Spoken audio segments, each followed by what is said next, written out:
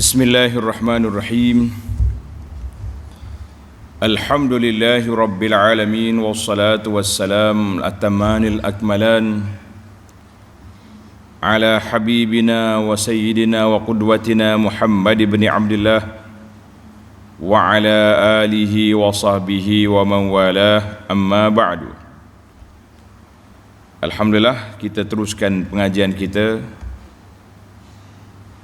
pada pagi Sabtu 2020 ini dalam tafsir surah Hud. Tafsir surah Hud,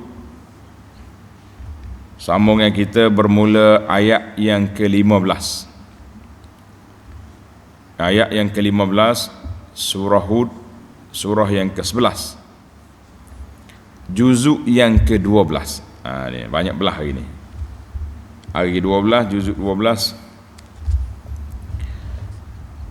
Jadi kita sambung bacaan ayat dulu, kemudian kita pergi kepada huraian dia insya-Allah.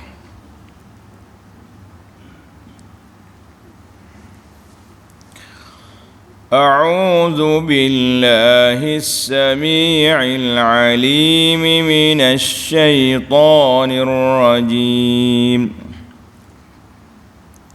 Man kana yuridul hayatad dunya wa zinataha nuwaffi ilayhim a'malahum fiha wa hum fiha la yubkhasun. أولئك الذين ليس لهم في الآخرة إلا النار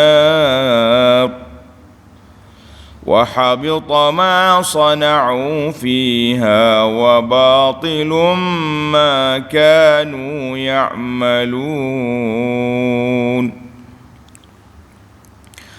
أفمن كان على بينة من ربه ويتلوه شاهد منه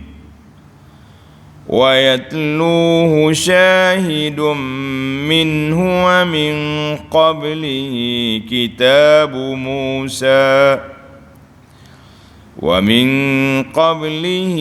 كتاب موسى إماما ورحمة أولئك يؤمنون به ومن يكفر به من الأحزاب فالنار موعده فلا تك في مرية منه إنه الحق من ربك ولكن أكثر الناس لا يؤمنون.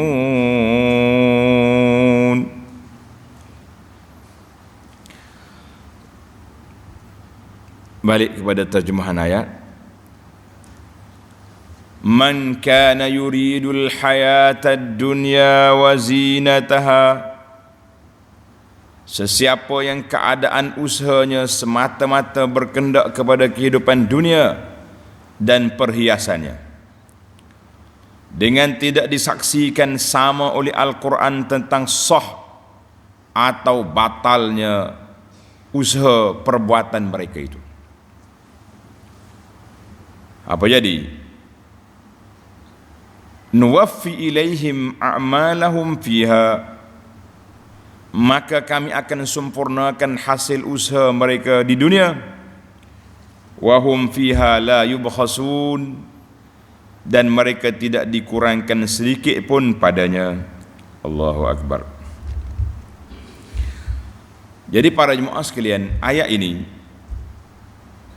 munasabatul ayah. Dalam ayat yang lepas, Allah Subhanahu wa taala telah menggalakkan kita, memerintahkan kita agar as-sabat, tetap pendirian di atas Islam, dan masuklah Islam semua sekali, serta janji azab bagi orang yang tidak mahu menerima kebenaran, dengar buat tak dengar aja, panggil buat tak hirau, maka kita sebagai seorang Islam hendaklah lari, jauhkan diri daripada godaan dunia kerana kesannya sangat buruk.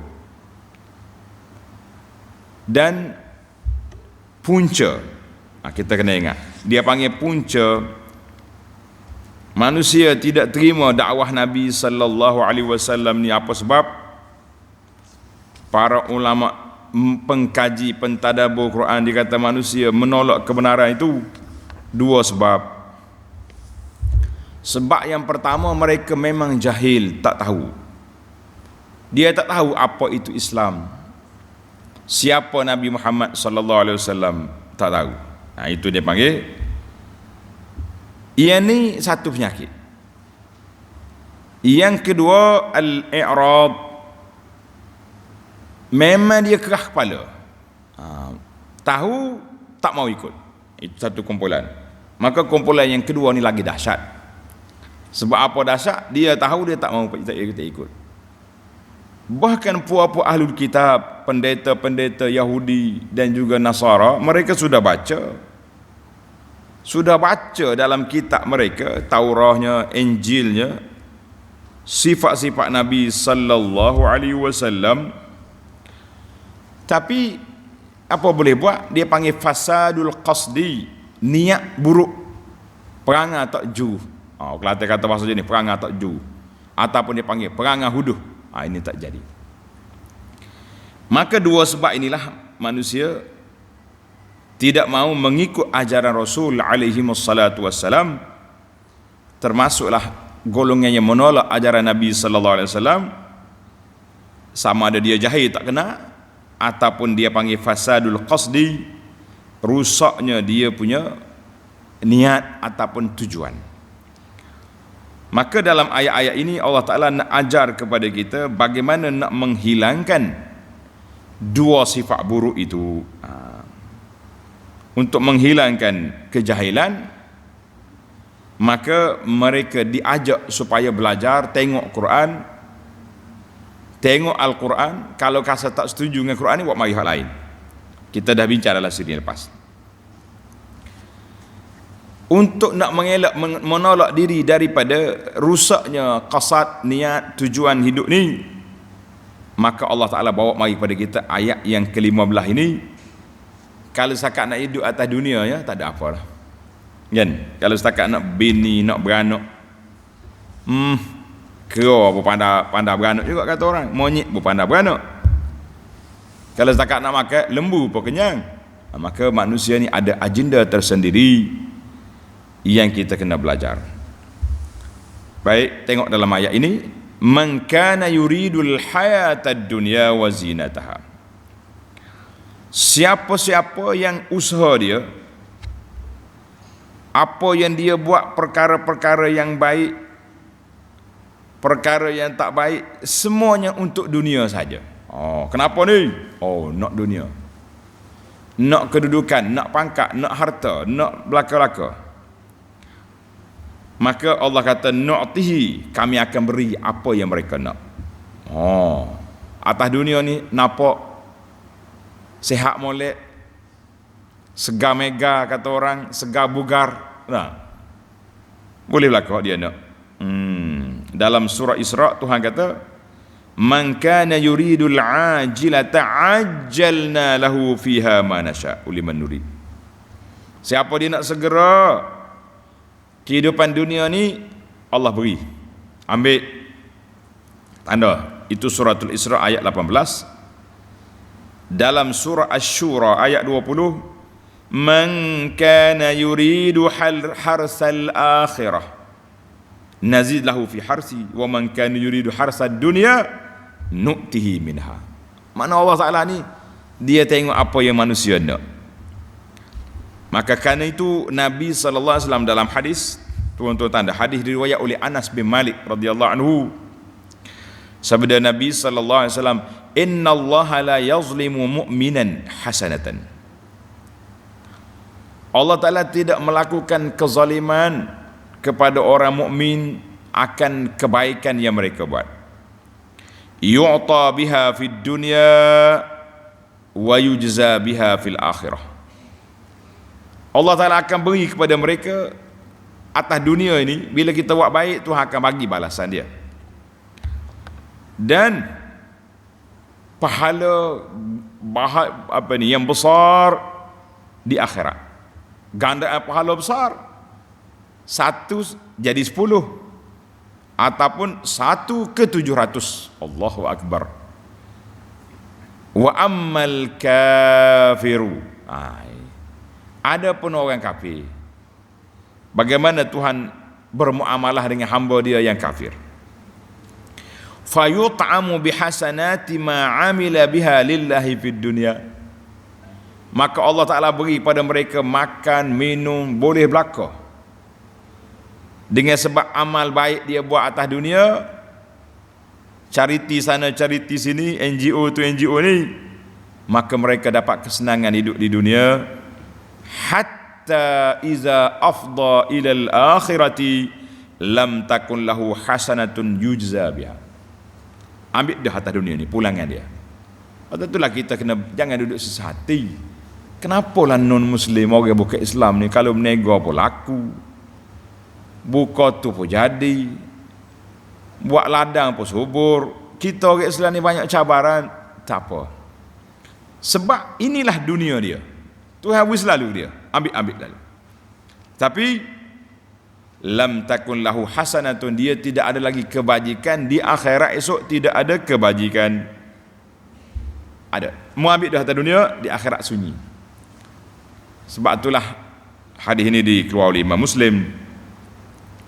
Sebab itu seorang sahabat Nabi radhiyallahu anhu, bila dia dapat nikmat yang besar, dia menangis.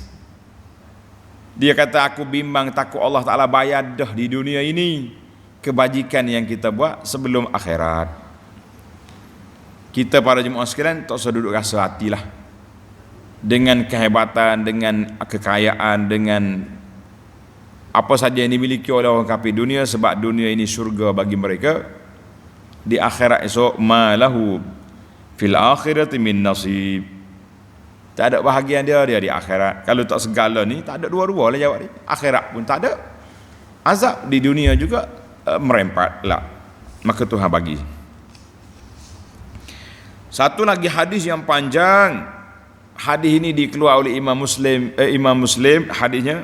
Kemudian Imam Nawawi bawa di antara hadis yang awal yang disebut dalam kitab Riyadhus Shalihin, iaitulah hadis 3 orang. Seorang itu mati syahid, seorang ini guru Al-Quran, seorang lagi orang yang suka derma. Mereka ini dibawa di hadapan Allah Azza wa Jalla, ditanya, kenapa kamu berperang? Dia kata nak jaga agamamu. Tuhan kata, kazabta, bukan, mu perang nak suruh kata orang kata mu berani pula.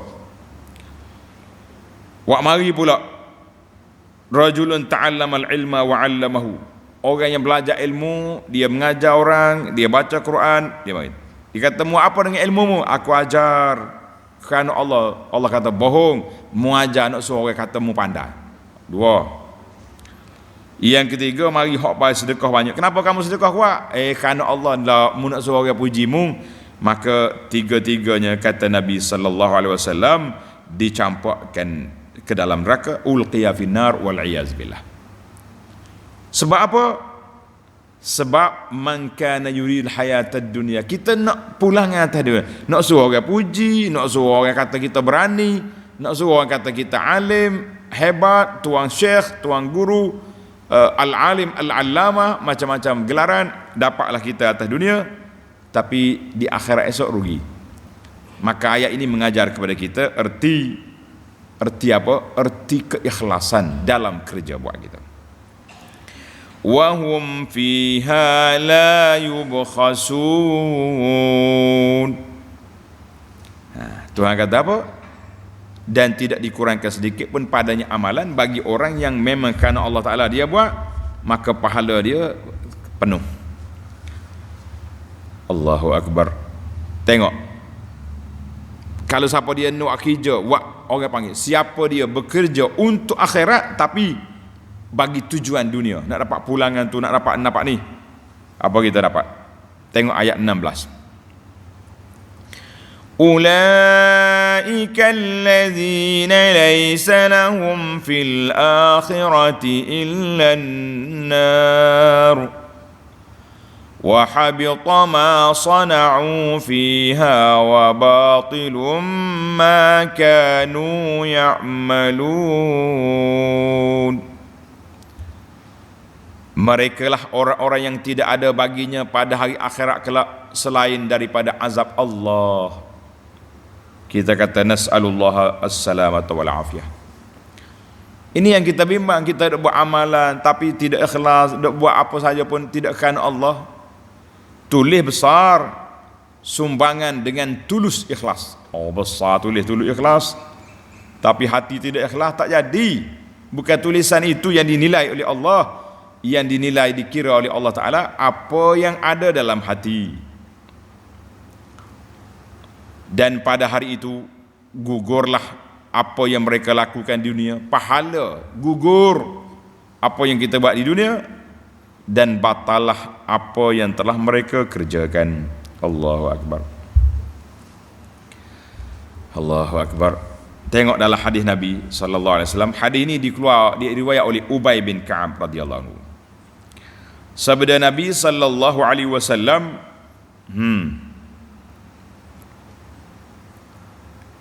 Bashir hazihil ummati bis sana'i war rif'ati. Nabi kata, berilah khabar gembira kepada umat aku ini dengan as-sana'i ay birtifa'il manzilati wal qadri, dengan kedudukan yang tinggi, wad-din wan nasri, agama yang benar dan kemenangan, wat tamkini fil ardi, dan kekuasaan di atas muka bumi. Oh, kita menang, kita boleh berkuasa. Tapi ni ayat ni kita takut. Faman amila minhum amalal akhirati lid dunya, siapa dia buat kerja akhirat tapi dia buat kerana nak habuan dunia, na'uzubillah, lam yakun lahu fil akhirati nasib, tidak ada lagi bahagian dia di akhirat esok. Tak ada pahala, kita kosong tengok, na'uzubillah. Hadis ini dikeluarkan oleh Imam Ahmad dan lain-lain para ulama dengan sanad yang sahih. Satu lagi hadis, semua hadis ni hadis yang memperingatkan kita, menakutkan kita. Wa an Abi Hurairah radhiyallahu anhu qala Rasulullah sallallahu alaihi wasallam, man ta'allama ilman mimma yubtagha bihi wajhullah, siapa dia belajar ilmu ini kita belajar sepatutnya untuk Allah, untuk akhirat. La yata'allamu illa liyusiba bihi 'arada, tapi dia tidak belajar kecuali untuk mendapat bahagian dunia. Belajar hafal Quran nak suruh kata al-hafiz, belajar kitab fiqh nak suruh orang panggil al-faqih, belajar tu nak suruh macam ni. Yang penting hak Allah Ta'ala, sepatutnya kerana Allah, kita minta kerana dunia. Apa jadi orang ni? Lam yajid arfal jannati yaumal qiyamah, Allah orang ni tidak akan dapat cium bau syurga pada hari akhirat. Cium bau pun tak boleh, apa lagi nak masuk. Allahu Akbar. Tanda tuan-tuan, hadis ini akhrajahu Abu Daud, Ibnu Majah, Imam Ahmad, wa sahhaha isnadahu al-Imam an-Nawawi fil Majmu' wa ghairuh. Alhamdulillah, ayat ini memberi peringatan besar kepada kita supaya betulkan islahul qasdi, betulkan diri kita punya niat, kita punya qasad, apa yang kita buat kerana Allah Ta'ala, bukan kerana orang puji, bukan kerana tu, bukan kerana ni. Hati-hatilah kita. Baik, jadi Tuhan Allah kata apa di sini? wa batilum ma kanu ya'malun, maka terbatallah apa yang dia buat sebab niat dia salah. Maka hadis besar yang menjadi hadis pertama dalam Bukhari, Nabi kita sallallahu alaihi wasallam bersabda, innamal a'malu binniyat. Sesungguhnya amalan itu mengikut niat kita. Allahu akbar. Baik, kita bagi ayat 17. Afaman kana ala bayyinatin min rabbih wa yatluhu syahidun min. Jika demikian, adakah sama mereka itu dengan orang-orang yang keadaannya sentiasa berdasarkan bakti yang terdapat dari tanda-tanda ciptaan Allah Azza wa Jalla? Tak sama. Hak ni buat kerja dengan tanda-tanda bukti kekuasaan Allah Ta'ala, maknanya dia buat kerana Allah. Tuhan tanya sama ke? Orang hak tadi buat kerana dunia, kerana nak habuan selalu. Allahu akbar. Wa yatluhu syahidun minhu. Jadi orang yang buat kerja iaitulah dia baca bukti-bukti kekuasaan Allah Azza wa Jalla. Ada kata Quran yang menunjukkan kepada bayyinah, penjelasan. Kita duduk baca, kita duduk, Masya Allah, ini semua tanda-tanda kekuasaan Allah Ta'ala, bukti yang Allah Ta'ala mari. Ada kata Nabi sendiri itu ada ulama tafsir kata Quran, dua-dua tu ialah belaka kan. Wa min qablihi kitabu Musa imaman wa rahmah, dan diikuti oleh kitab suci Al-Quran memberi keterangan, kenyataan sebagai saksi daripada pihak Tuhan, meneguhkan bukti-bukti yang tersebut.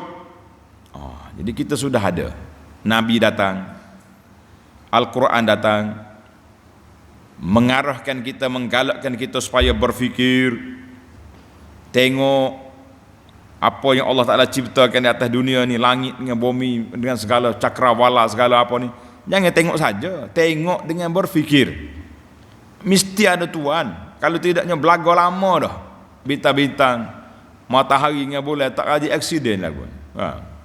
Cuma dia selisih jadi gerhana sekejap. Allahu akbar.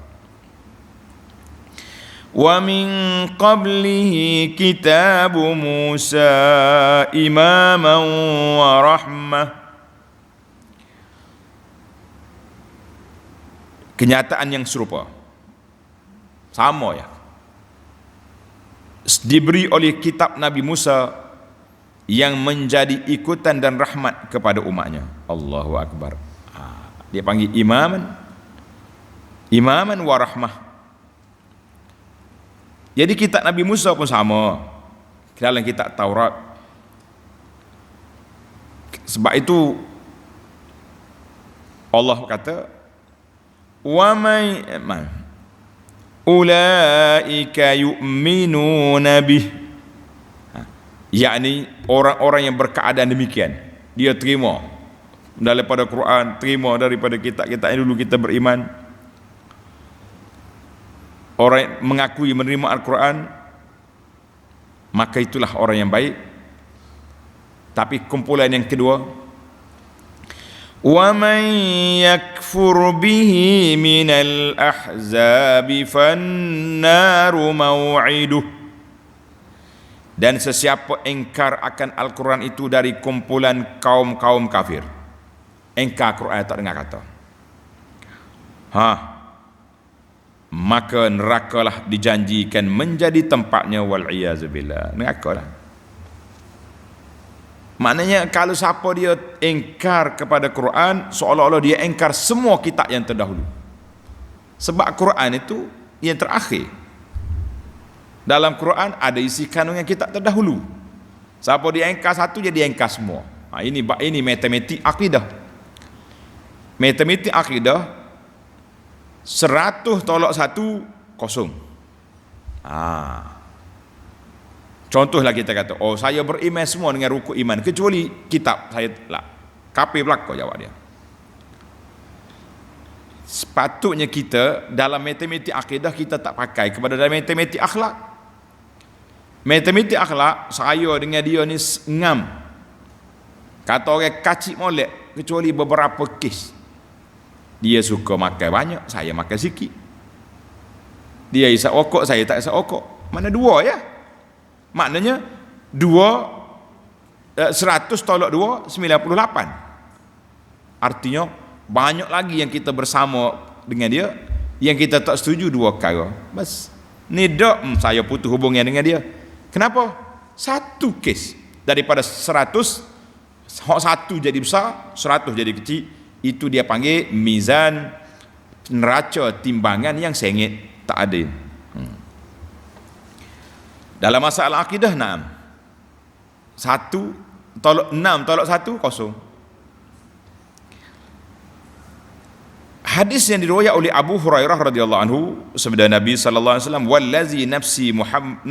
wallazi nafsu Muhammadin biyadihi la yasma'u bi ahadun min hadhihi al-ummati yahudiyyun wala nasraniyyun.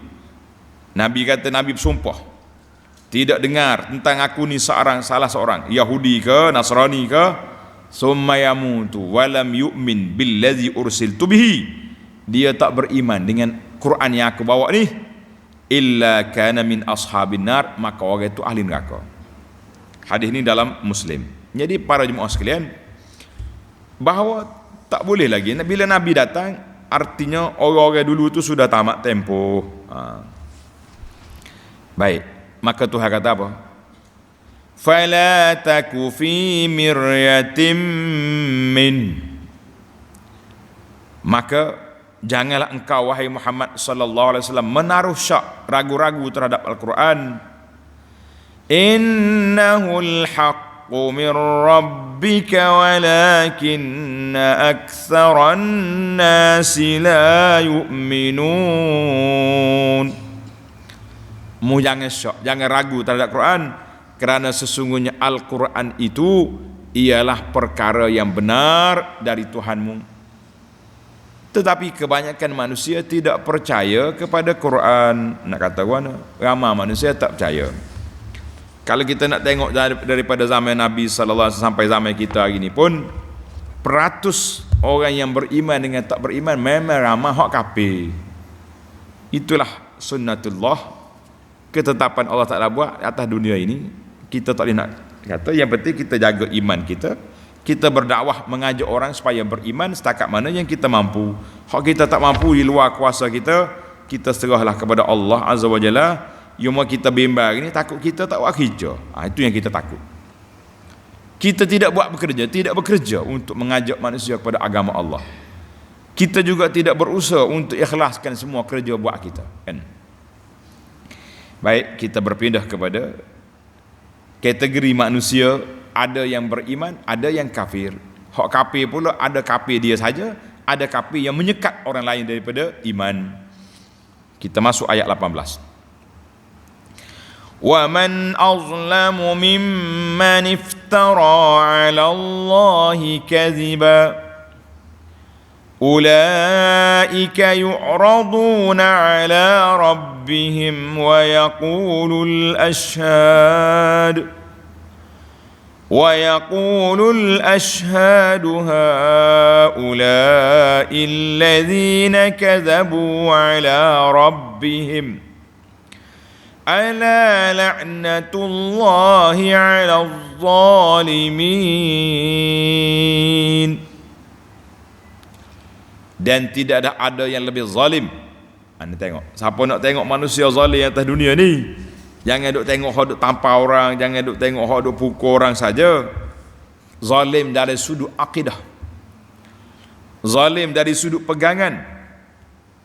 Siapa tidak ada orang lebih zalim daripada orang yang mereka kata dusta terhadap Allah. Dia kata macam-macam, Tuhan ada anak lah, Tuhan ada bini lah, Tuhan ada sekutu, macam-macam. Ini orang manusia yang paling zalim. dalam berakidahnya manusia yang menyandarkan kepada Allah perkara yang tidak ada pada Allah subhanahu. Allah Ta'ala maha suci daripada perkara tersebut, tapi orang ni pergi duduk buat kata kepada Allah, maka itulah orang yang paling zalim. Kena ingatlah kita para jemaah sekalian, jangan jadi orang zalim. Mereka yang demikian sifatnya, sifat mana tadi? Buat reka-reka tuduhan-tuduhan jahat ke atas Allah, akan dibawa menghadap Tuhan mereka di akhirat esok. Mu tak mati atas dunia ni bercakap lah, bolehlah nak bercakap kan. Dan pada hari itu akan berkatalah saksi-saksi dari kalangan malaikat. Jadi pada hari kiamat saksi kitanya malaikat, nabi-nabi menjadi saksi ke atas umat masing-masing. Dan anggota-anggota tubuhnya sendiri. Mula-mula Tuhan bagi dia bercakap, lepas tu dia kelentung. Depan Tuhan apa nak kelentung lagi mulut akhirat esok. Maka Allah kata apa? Tengok dalam surah Yasin, al-yawma nakhtimu ala afwahim. Hari ini kami seal, kami tutup mulutmu. Yang bercakapnya kaki, tangan, semua benda ni akan bercakap. Anggota tubuh mereka sendiri. Apa jadi saksi? Dia kata apa?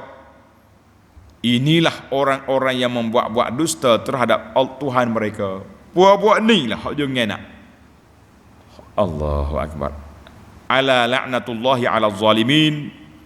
Ketahuilah sesungguhnya laknat Allah Ta'ala tertimpa kepada orang-orang yang zalim. Siapa dia zalim atas dunia ni? Zalim ni macam mana? Kita dah bagi tahu awal-awal lagi, zalim itu bukan makna kata orang tanpa orang, tapi zalim dari sudut akidah, dari sudut pegangan, itu juga zalim. Dalam sebuah hadis Nabi sallallahu alaihi wasallam yang diriwayat oleh Ibnu Umar, yudnal mu'minu yaumal qiyamati. Orang mukmin esok akan dekat ya dengan Allah Taala. Allah Taala tanya dosa-dosa kita, fayuqarriru bizunubihi. Semua mengaku dah dosa dia buat. Sebab mulut tak boleh bercakap, kaki tangan mengaku. Aku buat. Nak tipu tak boleh dah. Rekod buku amalan sudah ada. Fayaqul hal ta'rifu. Tuhan kata, mu tahu dah apa dosa kamu, apa yang kamu buat? Orang ni kata, ya Rabbi, tahu dah. Sebab apa? Nak nafi tak boleh. Malaikat tayang semua hak kita buat atas dunia ni. Skrin buka semula, filem ditayang balik. Ketika itu para jemaah sekalian, tengok hadis ni, rahmat Allah Ta'ala luas. Qala fa inni qad satartuha alaika fid dunya. Aku dah sembunyikan dosa kamu di dunia dulu. Wa inni aghfiruha lakal yawm. Hari ini aku ampunkan kamu. Allahu Akbar. Betapa luasnya rahmat Allah, Rahmanur Rahim. Fayu'ta sahifata hasanatihi. Maka Allah Ta'ala beri lembaran surat amal baik dia dengan tangan kanan. Ketika itu bahagialah. Allahu Akbar. Wa ammal kufar wal munafiqun. Puak-puak kafir dengan munafik akan dipanggil di hadapan ramai. Haula'il ladzina kadzabu 'ala Allah. Inilah manusia, kumpulan manusia yang telah mereka-reka pendustaan, pembohongan terhadap Allah Azza wa Jalla. Maka orang nak gimana? Jawabnya dihumpan ke dalam neraka. Hadis ini rawahul Bukhari wa Muslim. Masya-Allah. Baik, kita pergi kepada ayat 19, nak tengok siapa orang zalim itu. الذين يصدون عن سبيل الله ويبغونها عوجا وهم بالآخرة هم كافرون. Nak kenal orang zalim ni? Ialah orang-orang yang menghalang dirinya sendiri, dia sendiri kafir, dan menghalang orang lain dari jalan agama Allah, dan berusaha supaya jalan itu menjadi bengkok terpesong, sedang mereka pula engkar hari akhirat. Jadi kita tahulah orang ni, orang yang tak mau beriman dan dia sekat orang lain daripada beriman, itulah manusia yang zalim. Allahu Akbar. Nak kena ada manusia zalim, kena dah. Kan? Habis tara mana kedudukan dia? Tengok ayat 20. Jadi Quran ni dia tafsir satu-satu. Ulaika lam yakunu mu'jizina fil ard wa ma kana lahum min dunillahi min awliya yudha'afu lahumul 'adzab ma kanu yastati'una as-sam'a wa ma kanu yubsirun. Mereka itu tidak akan dapat melemahkan kekuasaan Allah daripada menimpakan mereka dengan azab di dunia. Atas dunia pun tak boleh nak lepas, kan? Atas dunia tak boleh lepas, akhirat lagi tak lepas. Dan tidak ada pula bagi mereka selain dari Allah siapa pun yang dapat menolong melepaskan mereka dari siksaannya. Tak ada apa dah. Azab untuk mereka akan digandakan. Kenapa? Kerana mereka sangat bencikan jalan agama Allah. Mujahat sangat ni, bolehlah.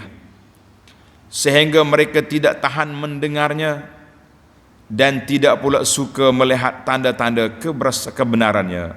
Dan ayat Tuhan kata, makanu yastati'una as-sam'a, mereka tak tahan nak dengar. Jadi kata di para ulama tafsir macam-macam tafsir di sini. Kan?